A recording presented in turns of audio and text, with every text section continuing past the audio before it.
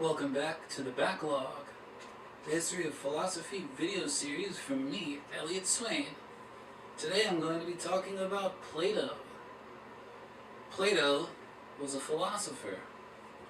Plato was probably the most famous philosopher and the most influential and important philosopher to ever walk this earth. Let me turn this. Most important and influential philosopher this earth. Plato. I have here a book by Plato that got wet. It contains 5 of his dialogues. We'll talk about what I mean by dialogues in just a second. The Euthyphro, the Apology, the Credo, Phaedo, and Phaedrus are the dialogues in this collection.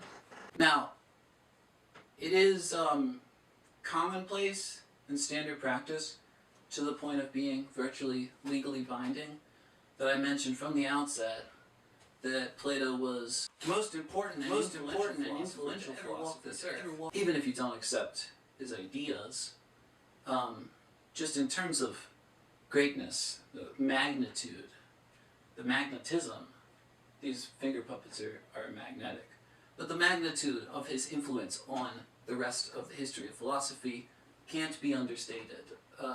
Famously, philosopher Alfred North Whitehead, who I'll cover later in the series. I should stop saying I'll cover in this series, because pretty much if I name drop a philosopher, they're all on the list. But Alfred North Whitehead said that all of philosophy consists merely in footnotes to Plato. So that should give you a sense right off the bat that philosophers after Plato were working on his terms in many senses. Whether they were consciously, explicitly refuting Platonic ideas, Platonic coming from Plato, like the philosopher Nietzsche, or they were endorsing many of his fundamental precepts, which many of the major figures in Western philosophy did end up devising systems of their own that really could not have been possible without the influence of Plato. And furthermore, not only the ideas themselves, but the practice of philosophy as we know it. The breaking down of presuppositions and biases in order to rationally and logically get at some deeper truth that underpins the thing that we're talking about, right? And this has been how philosophy has mainly proceeded, the basic skeleton of it. Of course, that way of doing philosophy is not without its critics, especially post-war European continental critics. That notwithstanding, I think even those people, the phenomenologists and post-structuralists and people that we'll get to in a year, maybe, I hope, were, I think, still dealing in the rudiments of Plato's language as they were, not as his language in the sense of his choice of words, but in his philosophical language, even as they were rebutting the very basics of Platonic and Plato-influenced ideas that had come to overtake Western philosophy, indubitably. Having said that qualification about the massive spread and magnitude of Plato's influence, a lot of people, after they say that, say things along the lines of, therefore, I can't do Plato justice. He's too vast of a thinker for a little video or a little podcast. I don't quite see how that follows. Many of the thinkers, in fact, the list is really of philosophers that I'm going to be covering is a list of philosophers who had important, oftentimes extremely complex ideas that were massively influential. and many of them had enormous bodies of work. Some of them contradict themselves even within their bodies of work. Plato wrote about 23 of these dialogues, and a handful of letters. That's what we have of Plato. The point is that of the major texts of Plato, we have 23. And they're short. I mean, this is not one of his books. This is 5 of his books. The fact that he had doesn't seem to me to be any reason why he shouldn't be in a video like this that's meant to be a lesson on the basics of a thinker's thought, a philosopher's output, ideas, and also some sort of interpretation thereof, informative interpretations that I think work within the body of work and aren't too out there. Just basically my best understanding and best readings of these philosophers.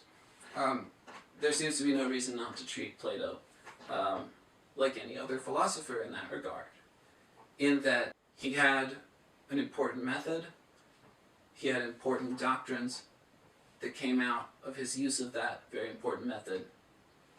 And we can talk about that method and those doctrines without being constantly reminded of the fact that we mere mortals are not up to the task of Plato. Plato is relatively easy to read, for the most part. By easy to read, I don't necessarily mean that he's easy to understand. I forget who said it, but someone said once that of the philosophers of our time, I forget, some contemporary of Nietzsche said that Nietzsche was the easiest philosopher to read and the hardest philosopher to understand. I think that goes a little bit towards explaining Plato and the particular idiosyncrasies that he's working with. But he is understandable, and he's easy to read for good reason, and not because his writing is reductive or overly simple. On the contrary, it's because his writing is some of the most beautiful, well-composed writing of his time. He's been compared to Homer and Aeschylus and Sophocles, all the great writers of ancient Greece, and said to be among them, if not topping them, just in terms of the way that his works are written. I mean, they're immensely entertaining to read. On the one hand, we shouldn't be intimidated into believing that Plato's works, because of the widespread of his influence,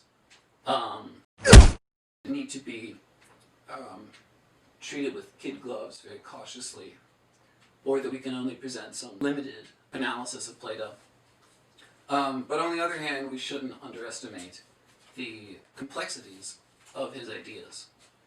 And to that end, what I'm going to do is I'm going to devote this video to basically explicating what are the common denominators that you see throughout all of these texts. Not necessarily all of them. There are some strange outliers, and there are some ideas that aren't quite captured in my breakdown of his main important ideas. What's most important to me is imparting to you what are the ideas that are considered the Platonic ideas. What is the method that's considered the Platonic method, that out of which Plato derived those ideas? How do those work together? How do the ideas work with each other to form a coherent body of thought? And I'm going to explore it principally through, well, exclusively, through 2 texts, which are relatively widely assigned in undergrad courses. They're short, relatively easy reads compared to some of his longer works, like The Republic. which are the works Euthyphro and Phaedo, so that you can understand the basics of what Plato is trying to say, and then you can read these beautiful works on your own, feeling informed about and conversant in Plato and in Platonism.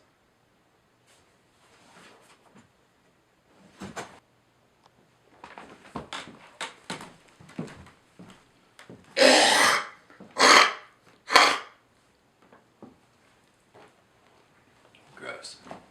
So first, let's talk about method.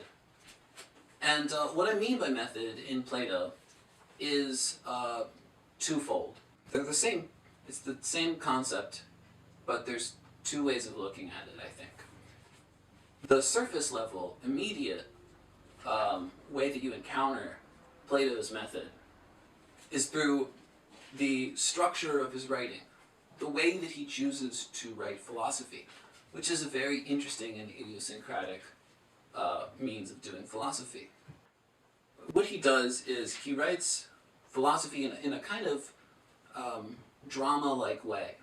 They're dialogues. They're referred to as Socratic dialogues. I'll get to the Socratic part in just a second. They're dialogues.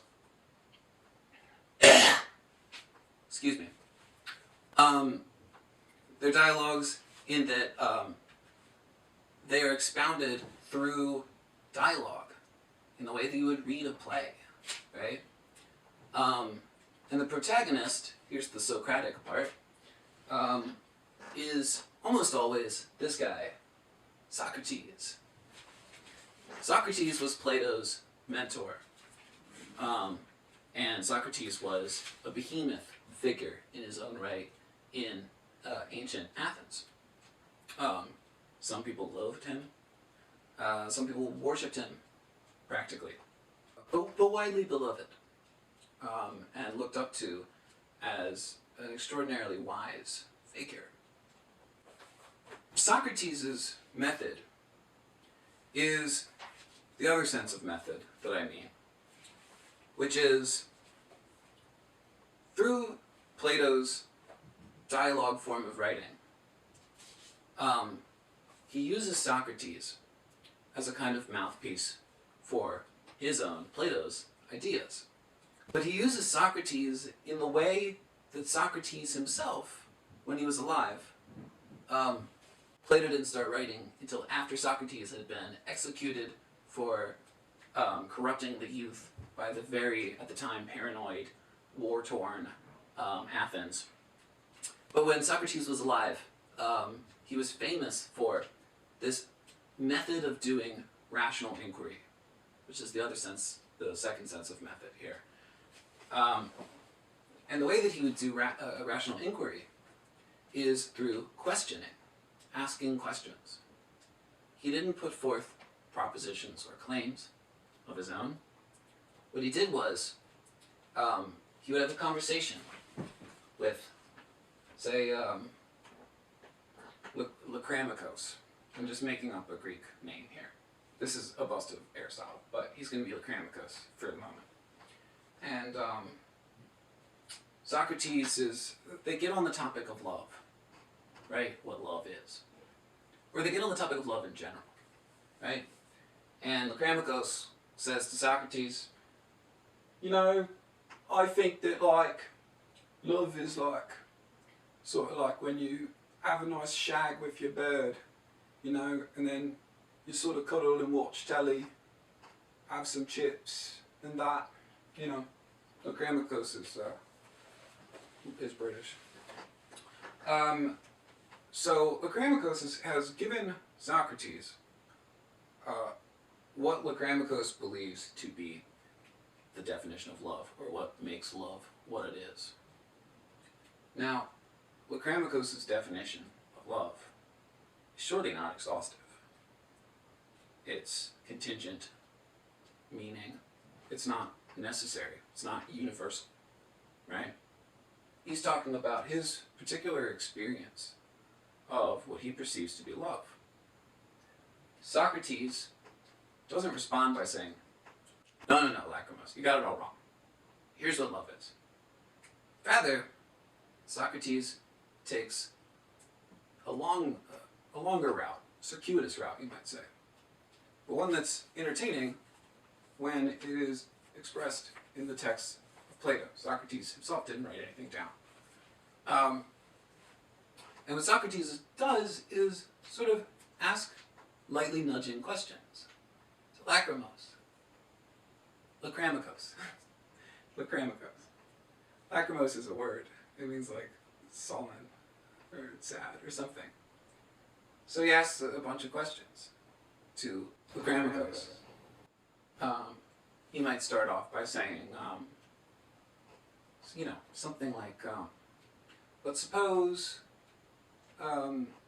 there's no telly to watch after you shag your bird. And so on and so on. Shuffling off all the contingent, subjective parts of what Lacramicos believes to be love. And eventually guiding Lacramicos himself, just through questions, not through claims, to a better understanding of love. Not necessarily, it should be said, not necessarily the full and complete understanding of love that Plato has in mind. Because Plato is really, again, using Socrates as a mouthpiece.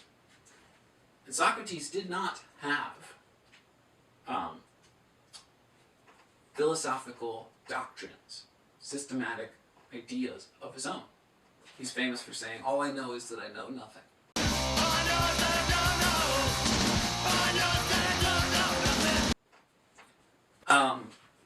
But Plato does have very important ideas of his own, doctrines, positive doctrines as they're called, as opposed to negative doctrines, like that's not love would be a negative doctrine. Here's what is love is a positive doctrine, right?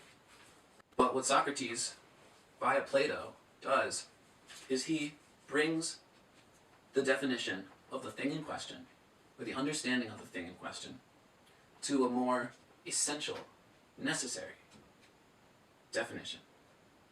One that is universal. One that isn't contingent, subjective, based on presuppositions and biases of the individual person, or of the culture, as a matter of fact. Let me check my time. So, keep in mind this idea of the essential definition of a thing.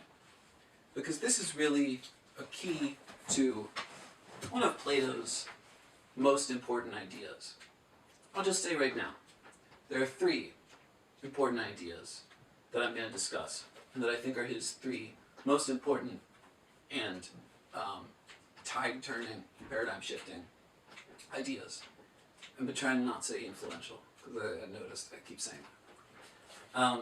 And those are his theory of the forms, his split between the sensible world and the intelligible world, and finally, his theory of knowledge, which holds that knowledge is nothing more than recollection. We'll see how those tie together, and they do intimately tie together. And it's very neat to read these dialogues. Some of them tie them together more explicitly. Some of them, very few actually, of the dialogues refer to the forms by name, right? But in nearly all of them, there is this idea of getting at what is essential about a given thing, the essence of it. And that, the essence, comes from what Plato holds to be the form of that thing. And we'll talk about what that means in just a moment.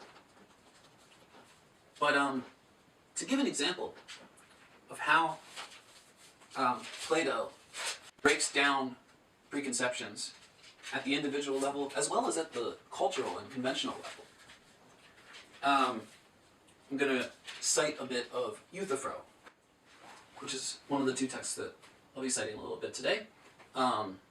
It's a very short, digestible text.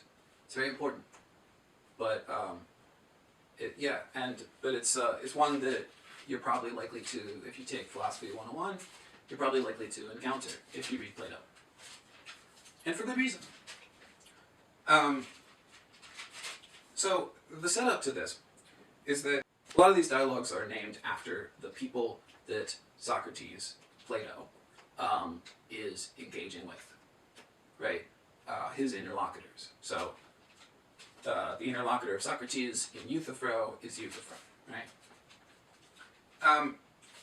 How this all starts is Euthyphro has a moral, religious dilemma, a very serious one, where Euthyphro is planning on prosecuting his own father for murder, and he's getting criticisms from all sides, saying, you can't prosecute your own father for murder.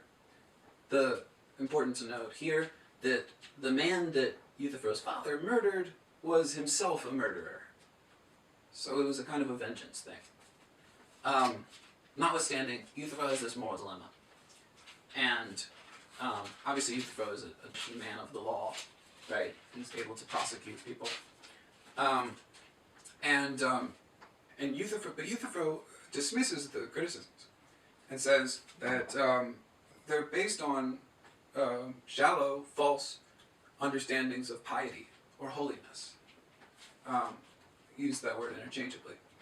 And that he, Euthyphro, knows that it is pious and holy to do what he's doing, to prosecute his father, even though the man is his father, even though the man killed another murderer. And so this sets off the dialogue about not murder, not one's duties to one's parents or anything like that, but about the thing on which Euthyphro bases his claim, which is his supposed understanding of holiness and piety, as against the false understandings that are held by his critics. Okay, so the dialogue becomes a dialogue about what is pious and holy, and how Euthyphro can be so certain that he understands piety and holiness, and what piety and holiness consist in.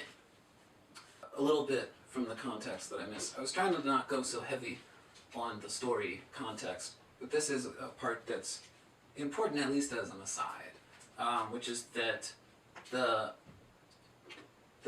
father murdered a man who murdered a slave.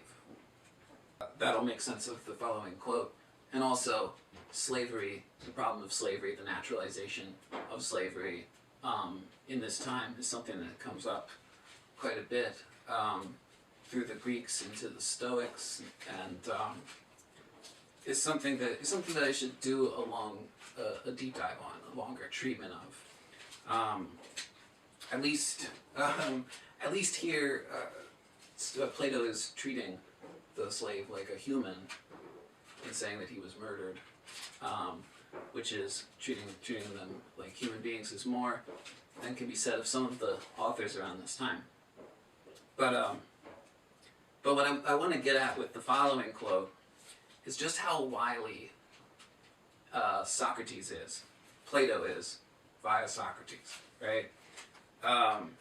And this is surely, like, character traits like this of Socrates are surely homages to the actual Socrates. And this is a claim that's been made by many reputable scholars, that though the ideas that Plato are espousing through the mouthpiece of Socrates are certainly Plato's own ideas, much of the character of Socrates is an homage to the brilliant and very funny actual Socrates that Plato knew and studied under.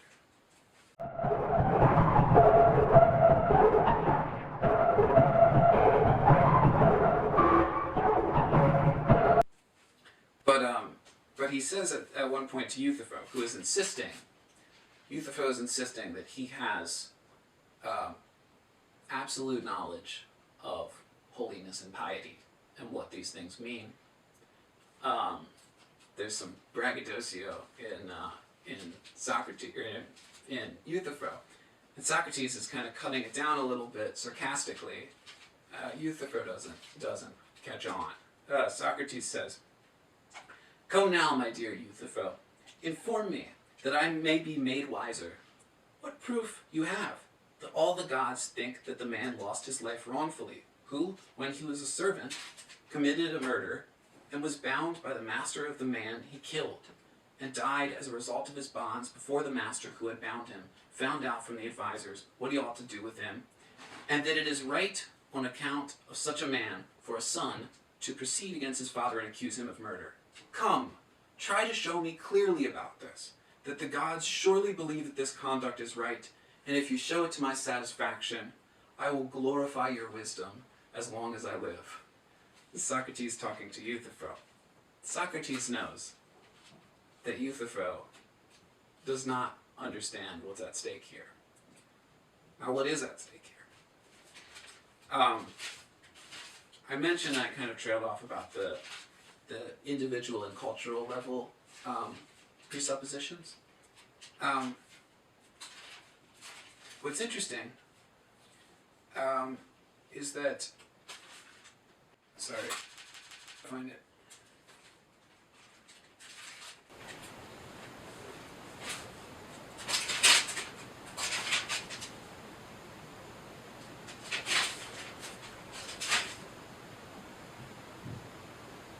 So, the definition that Euthyphro gives of piety and holiness is essentially acting in a way that pleases the gods, right? But if you know anything about Greek mythology, even if you don't, I'll just tell you, the gods in Greek mythology do not necessarily agree amongst themselves about basic stuff. There's wars between the gods, right? There's rancor between the gods. There are gods that are friends and enemies with each other. So Socrates says, it can't be. It can't be what pleases the gods. After Socrates establishes this, he says to Euthyphro, "Then you did not answer my question about what is piety and what is holiness. For I did not ask you what is at once holy and unholy, but judging from your reply, what is dear to the gods is also hateful to the gods." Right?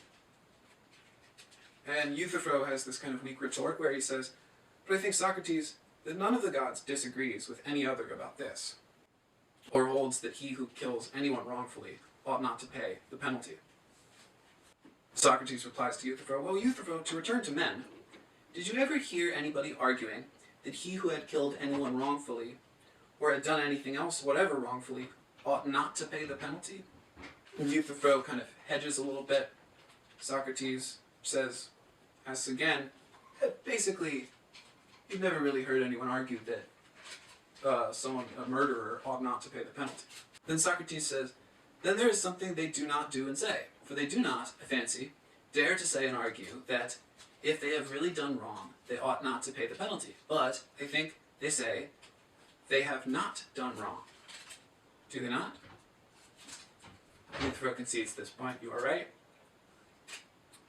Socrates says, "Then the same thing is true of the gods. They quarrel about right and wrong, as you say, and some say others have done wrong, and some say they have not. For surely, my friend, no one, either of gods or men, has the face to say that he who does wrong ought not to pay the penalty." So Euthyphro's argument that, well, yes, the gods disagree on a lot, but the gods wouldn't disagree on something this fundamental. The gods would not disagree that a murderer ought to pay the penalty. Socrates concedes this. He doesn't even necessarily have to. But he concedes this. And he says, he uses the example of our commonplace experience of people, of human beings, to say that the gods, of course they wouldn't quarrel over whether or not a murderer or a wrongdoer ought to pay the penalty for wrongdoing. But they surely would argue about what is and isn't wrongdoing. This is important here. Socrates eventually asks Euthyphro a really key question in this text. He says, I keep saying Socrates, but just understand that it's Plato, and Socrates is just the character. Socrates says to Plato, is that which is holy loved by the gods because it is holy, or is it holy because it is loved by the gods? Euthyphro says, I don't know what you mean. The way that Socrates gets Euthyphro to understand what he means is pretty novel and interesting. He says, then I'll try to speak more clearly. We speak of being carried and of carrying, of being led and of leading, of being seen and of seeing. And you understand, do you not, that in all such expressions the two parts differ one from the other in meaning and how they differ? Euthyphro says, yeah, I understand. Then too, we conceive of a thing being loved and a thing loving, and the two are different. Of course. Now tell me, is a thing which is carried a carried thing because one carries it, or for some other reason? No, for that reason, says Euthyphro. And a thing which is led because one leads it. And a thing which is seen is so because one sees it. Euthyphro says, certainly. Then one does not see it because it is a seen thing, but on the contrary, it is a seen thing because one sees it.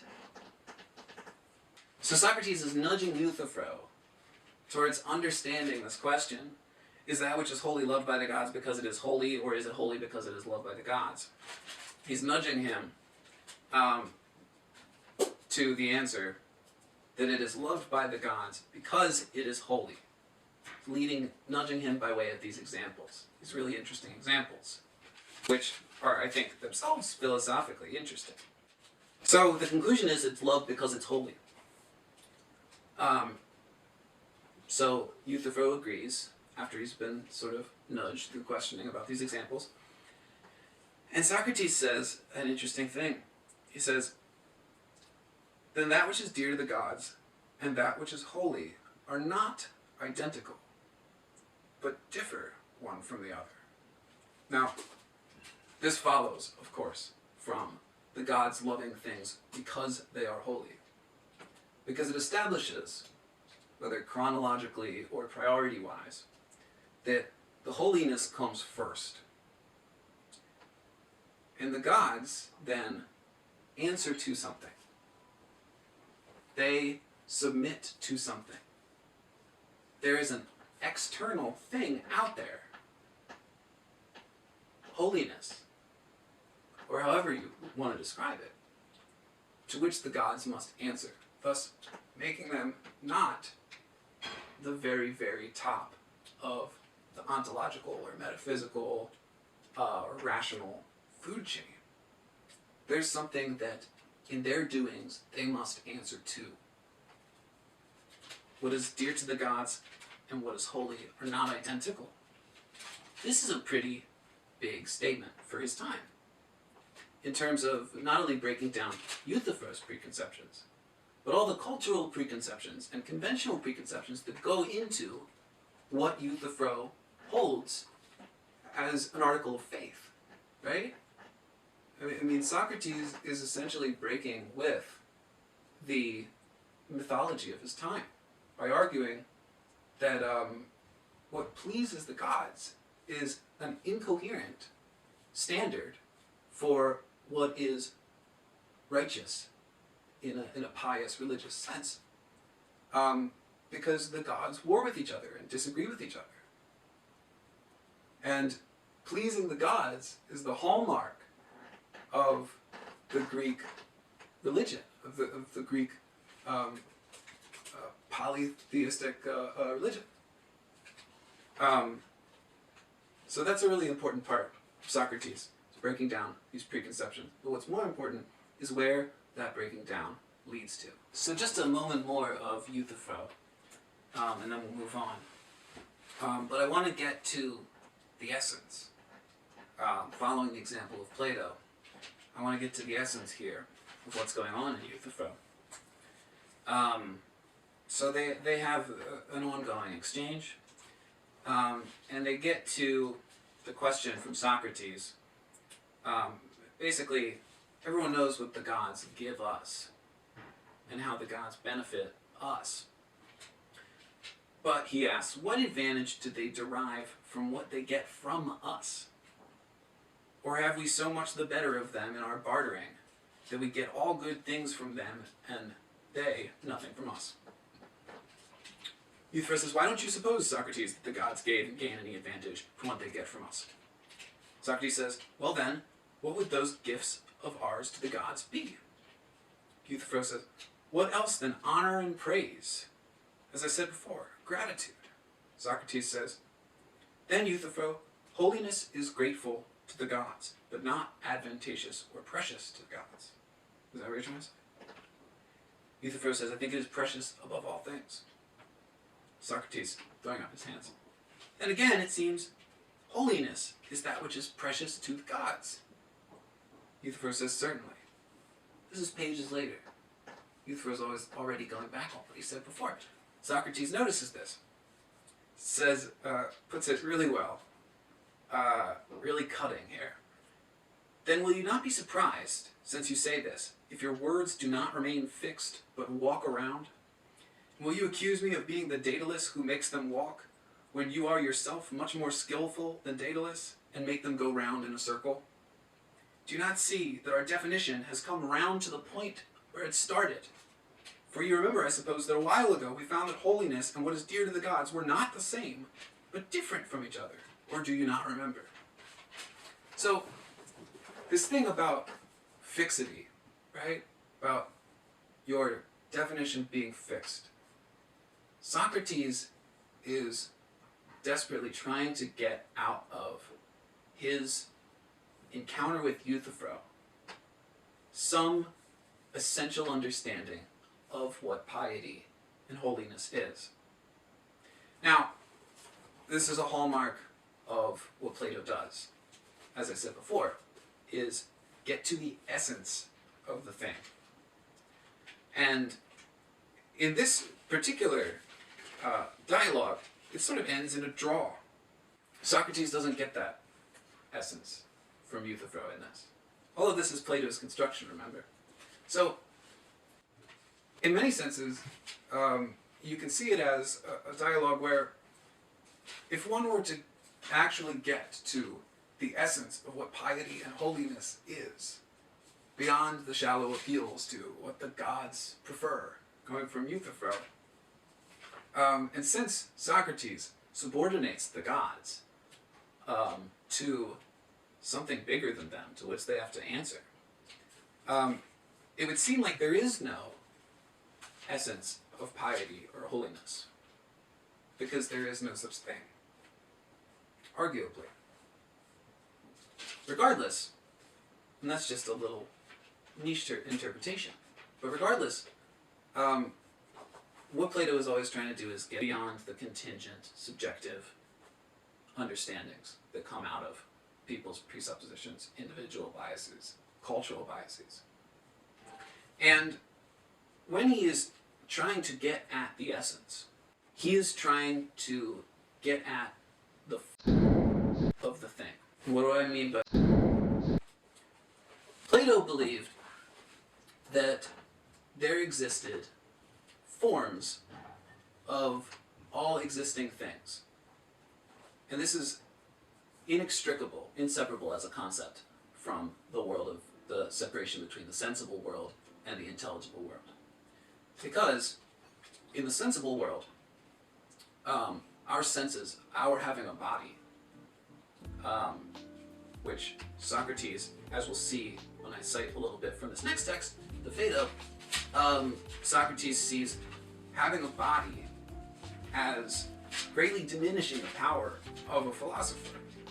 Because the world of forms, as he calls it, is located only in the intelligible realm. The intelligible realm is the realm of the soul, or the intellect. He uses them interchangeably. The soul is the intellect for Plato. The sensible realm is that which we can grasp only in our embodied form, with all of its senses that distract us, right? That obscure what's really there, the essence of what's really there. So, for every beautiful person, that beautiful person is only one sensible manifestation of the form of beauty, right? You could kind of picture the world of forms, the intelligible world, like clouds of various sizes, right? That they're forms not in the sense that we take the word form to mean after Aristotle, and just generally. They're not forms in the sense of figures of bodies with particular shapes. They're forms in a purely rational sense, in that they are the essence of whatever thing is being described, and whatever particular manifestation, particular situation, particular object. That particular is derives its existence from the existence in the intelligible world of a corresponding form. That makes sense? Okay. Now, in the Phaedo, what I primarily want to show you is how these two concepts, the forms and the sensible and the intelligible, interlock with each other, and we've seen how already. But make it clearer, a bit clearer. And the way to make it clearer is to add the third major claim of Plato, which is knowledge as recollection. We'll see how that works in a minute. So first, clarifying the forms a bit. In the Phaedo, Plato via Socrates, has a few interlocutors, Simmias and Cebes. This is an interesting one, structurally, because Phaedo, it's a frame narrative.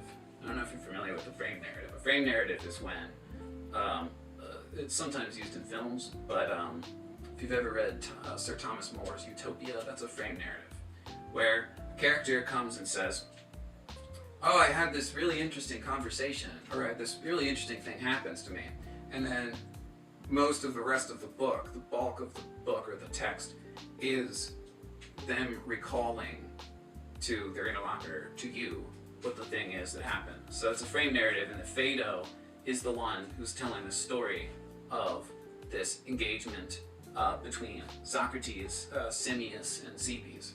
Doesn't matter who those people are. I don't know who they are. And this is all in the context. This is important. This is all in the context of Socrates being about to be executed, right?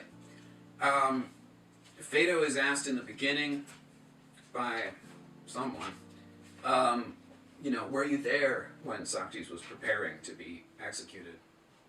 And who else was there? And what was discussed,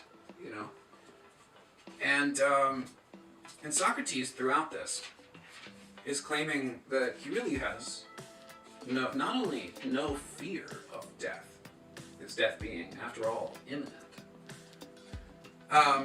but that philosophers should embrace death, and he even uses the term despise life. What does he mean by despise life? And what does he mean by embrace death? Is this simply some cliche about how wise people should be serene and open to whatever new worlds come with death? Not exactly. When he says despise life and love death, right? Socrates means that a philosopher's aim should always be the exercise of reason. And according to Socrates, in death we enter the world of the intelligible. And in life, we are mostly in the world of the sensible. Now, what do I mean by mostly? This is where knowledge as recollection comes in. I'm going to quote from the text a little bit about knowledge as recollection to help you understand this. So, in typical Socratic fashion, he furnishes his way through questioning to an explication, ultimately, of the idea of knowledge as recollection through examples that are palatable to his interlocutors. Socrates says, "We agree, I suppose, that if anyone is to remember anything, he must know it at some previous time." "Certainly," says an interlocutor. "Then do we agree to this also, that when knowledge comes in such a way, it is recollection? What I mean is this: if a man, when he has heard or seen, or in any other way perceived a thing, knows not only that thing, but also has a perception of some other thing, the knowledge of which is not the same, but different, are we not right in saying that he recollects the thing of which he has the perception?" What do you mean? Let me give you an example. Knowledge of a man is different from knowledge of a liar with a lie. Lyre, the instrument. That's the only instrument they seem to have had back then, was a lyre. Of course. Well, Socrates says, you know that a lover, when he sees a lyre, or a cloak, or anything else which his beloved is wont to use, perceives the lyre, and in his mind perceives an image of the boy to whom the lyre belongs. Do you not understand this? But this is recollection. Just as one sees Simmias, one often remembers Cebes. I could cite countless examples. He's talking about a lover, and he says a boy. He's talking about two men, which was, or a man and a boy, which was not uncommon in that time.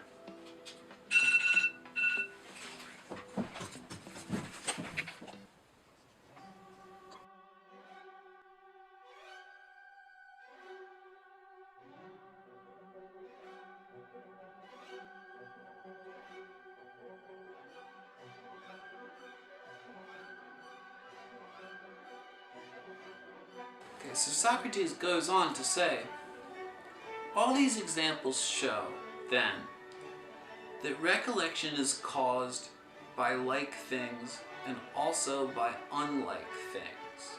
Do they not? Yes. Yes. Yes. Says Cebes. And when one has a recollection of anything caused by like things, will he not also inevitably consider whether this recollection offers a perfect likeness of the thing recollected or not? The fuck? What kind of likeness is that? Now see if this is true. We say that there is such a thing as equality. I do not mean one piece of wood equal to another, or one stone to another, but something beyond that, equality in the abstract. Shall we say there is such a thing or not? We shall say that there is, says Simmias, most decidedly. And do we know what it is? Equality in the abstract. Certainly. Whence did we derive the knowledge of it? Is it not from the things we were just speaking of? Did we not, by seeing equal pieces of wood or stones or other things, derive from them a knowledge of abstract equality, which is another thing? Or do you not think it is another thing? Look at the matter in this way. Do not equal stones and pieces of wood, though they remain the same, sometimes appear to us equal in one respect and unequal in another? This is a concept from Plato that's been called by scholars the compresence of opposites. You can look into that. I don't have time to explain that, but it's interesting. Compresence of opposites is pretty simple, but important in Plato's philosophy of forms. It goes like this. All specific properties, whether concrete or abstract, found in the people and things of the world are derived from or have a share in a corresponding essential and complete form. This means that to the extent that I am tall because of the form tallness. But while I am taller than many, I am also shorter than some. If I'm taller than wood, but shorter than other, I possess both tallness and shortness. The former in relation to wood, the latter in relation to profanity. Therefore, entities, equal and otherwise, can simultaneously possess directly contradictory properties.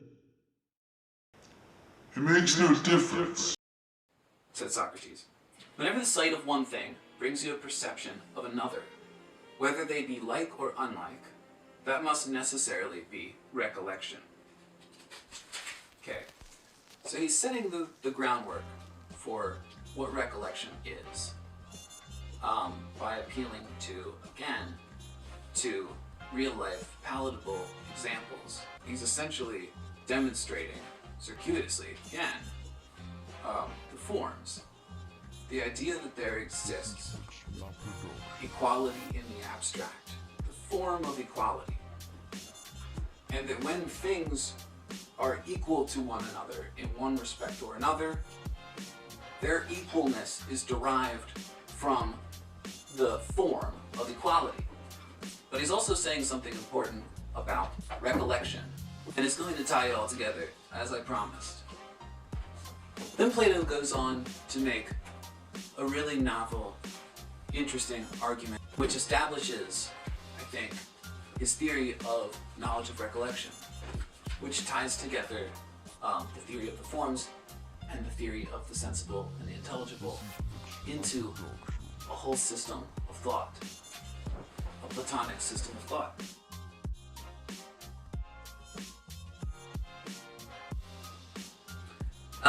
So after he says when it doesn't make a difference whether a thing is like or unlike, whenever the sense of one thing brings you a perception of the other, that must necessarily be recollection. So they agree to that, and then he says, now then, do the equal pieces of wood and the equal things of which we were speaking just now affect us in this way? Do they seem to us to be equal as abstract equality is equal? Right? Or do they somehow fall short of being like abstract equality? They fall very short of it, they say. Do we agree then that when anyone on seeing a thing thinks, this thing that I see aims at being like some other thing that exists, but falls short and is unable to be like that thing, but is inferior to it, he who thinks thus must of necessity have previous knowledge of the thing which he says the other resembles but falls short of? We must, they say. Well then, is this just what happened to us with regard to the equal things and equality in the abstract? Equal things in the one hand, equality in the abstract in another? It certainly is. Then we must have had some knowledge of equality before the time when we first saw equal things and thought, all these things are aiming to be like equality but fall short. So listen to this phrase again. We must have had knowledge of equality before we saw equal, relatively equal or unequal things, but nevertheless fall short of perfect equality. It's through our senses that we must learn that all sensible objects strive after absolute equality, fall short of it. Is that our view? So then Socrates makes an argument that says that it is through our senses, the sensible world, right? That all sensible objects strive after absolute equality and fall short of it. They agree with this. He says, then before we began to see or hear or use the other senses, we must have gained a knowledge of abstract or absolute equality if we were to compare it with the equals which we perceive by the senses, and see that all such things yearn to be like abstract equality but fall short of it. That follows, they say. And we saw and heard and had the other senses as soon as we were born. Certainly. But, we say, we must have acquired a knowledge of equality before we had these senses. So he's really nudging them along here. Yes. Then it appears that we must have acquired it. Now, if we had acquired that knowledge before we were born, and were born with it, we knew before we were born, and at the moment of birth, not only the equal and the greater and the less, but all such abstractions. For our present argument is no more concerned with the equal than with absolute beauty, the absolute good, and the just, and the holy. In short, all those things which we stamp with the seal of absolute in our dialectic process of questions and answers, so that we must necessarily have acquired knowledge of all these before our birth. Okay, so that's a good bit to unpack. Socrates goes on to argue how this is so. He argues through negation. He argues, perhaps spuriously, that if things were to proceed along a straight line forever, eventually all things would die. There would be no living things left. Rather, it is more likely, according to Socrates, or according to Plato, that it's a cycle. Before you are born, you are in a kind of death. You die again, you are born again. He's using this immortality of the soul. Remember, he uses soul and intellect synonymously, this immortality of the intellect, to make a case for a time when we were necessarily able to directly engage with the forms as they are, right? Not specific iterations or manifestations of them as we see in the form of sensible objects in the sensible world.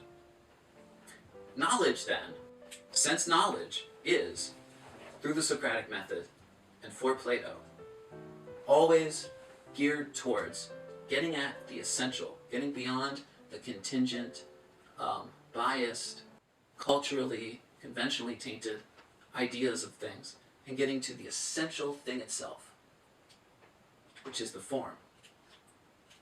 We had, at one point, direct engagement with that thing, and knowledge is therefore simply recollection of it.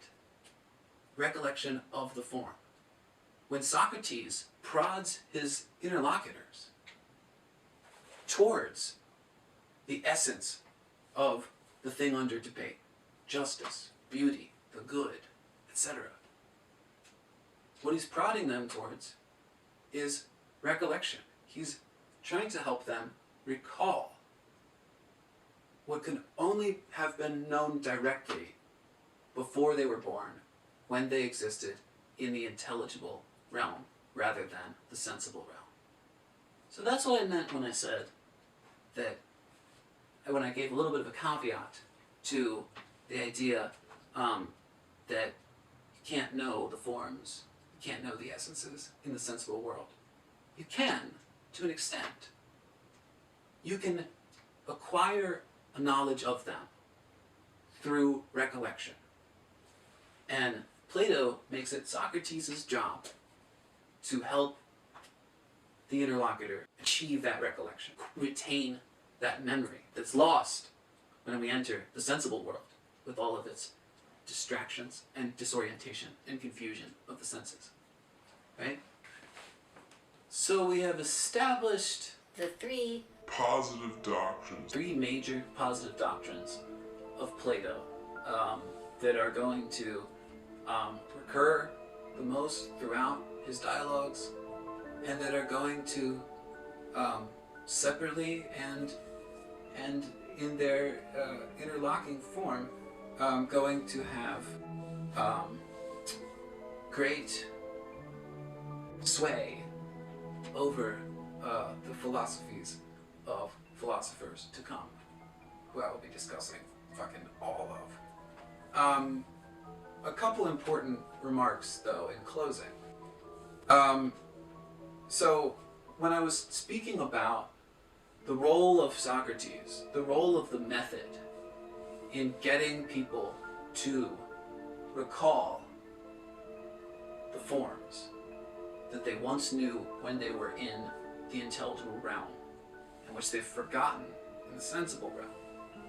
This means to me that the method is not simply some extraneous scaffolding on which all of the real work happens, but it's an essential ingredient, right?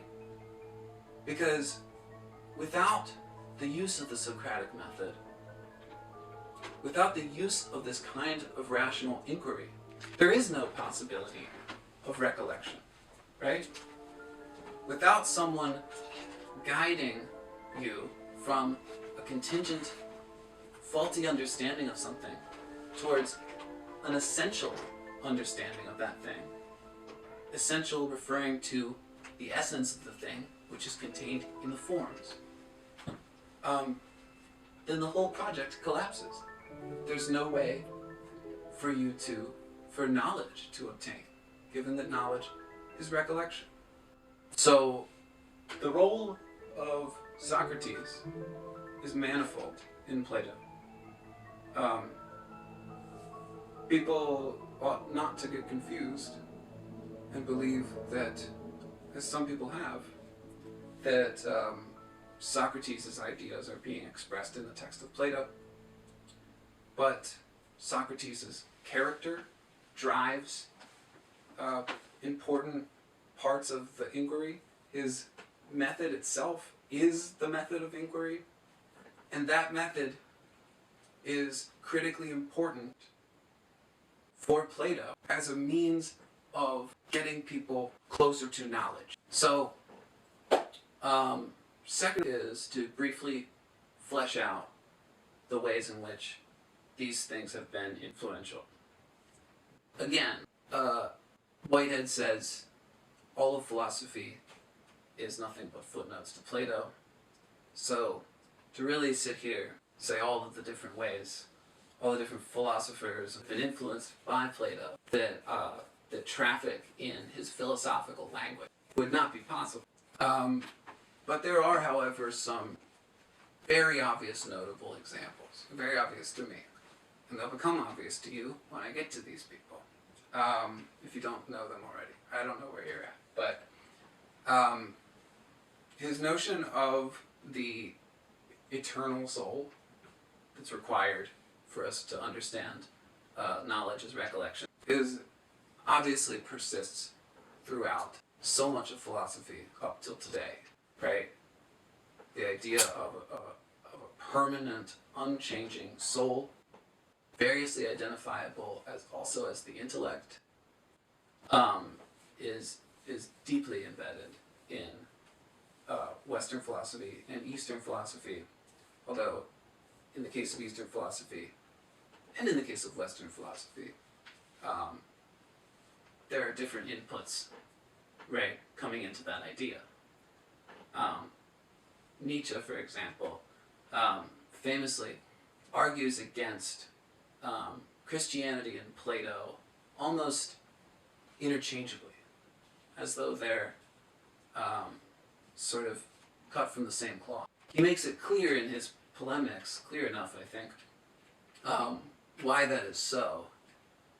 And a large part of it has to do with this essential positing of an eternal soul, you know? I mean, you gotta remember, if we believe in the historical Jesus, as the story is told, then Plato would have been writing about 350 or so years before Christ was born, right? So, a long time before Christianity. The split between the sensible and the intelligible.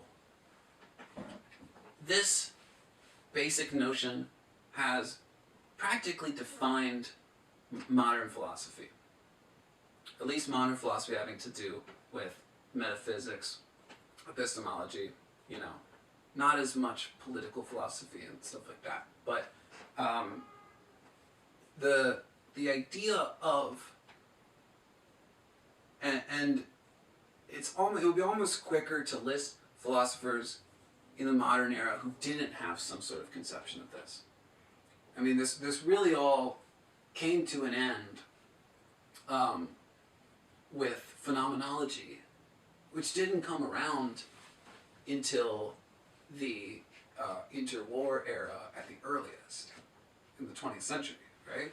But the idea of there being a world that we can sense and we can touch, right, uncomplicatedly, and there being another world behind that that we cannot directly access, or maybe not access at all, in any sense, along with philosophies whose very purpose was to set that idea straight, right, are just in the very blood the lifeblood of modern philosophy. And of course can also be seen in much later ancient philosophy and medieval philosophy. But really this idea of the split world is just a way of putting it that I just came off the top of my head. But there's complications and complexities to the way that this is hashed out in every philosopher. But really started to be the problem of philosophy around the beginning of modern philosophy with Descartes. And it's clearly and obviously derives from Plato. The forms, same basic idea, right? The idea that there are things out there that represent the essence of things, and that there are things out there that are contingent on us, that are not essential but contingent, not necessary but contingent on our sensory experience. And this was the basic thrust of what Kant was trying to do. Kant complicates this in many ways, and we'll get to that. But it's uncontroversial to say that what Kant, arguably the second greatest philosopher after Plato, maybe after Aristotle, what Kant was doing was he was positing that there was a phenomenal world, which was the only world we could access, the world of phenomena, things as they empirically appear to us and relate to us. Yet there also was what he called the Ding an sich, or the Ding an sich. Someone's going to yell at me for that mispronunciation there. Fix it in post. The Ding an sich, the thing as such, or the thing in itself, which belonged to what he called the noumenal realm. And that's something we can't access at all. That sounds a good bit like Plato's idea of the forms and the concomitant idea of the sensible and the intelligible realms, right? And lastly, the Socratic method. Now, the Socratic method, the method of questioning, that expository method that's used in the first sense that we discussed as as the literary device of the text, is not really something that had purchase. However, the procession from contingent, faulty understandings through a systematic rational order to the end goal of achieving final essential truth has been a hallmark of philosophy to this day. Again, not without its detractors. And its detractors often make good points about why this is not the way it ought to be. However, it is essentially the hallmark of how we talk about philosophy. That's just the manner of doing philosophy, is making an argument and systematically defending it, making an argument against a faulty understanding and systematically proving the truth value of some better, more accurate, more truthful understanding of the thing in question. This is Plato's legacy. And this has been The Backlog with Elliot Swain, History of Philosophy channel. Hope you enjoyed, hope that was informative.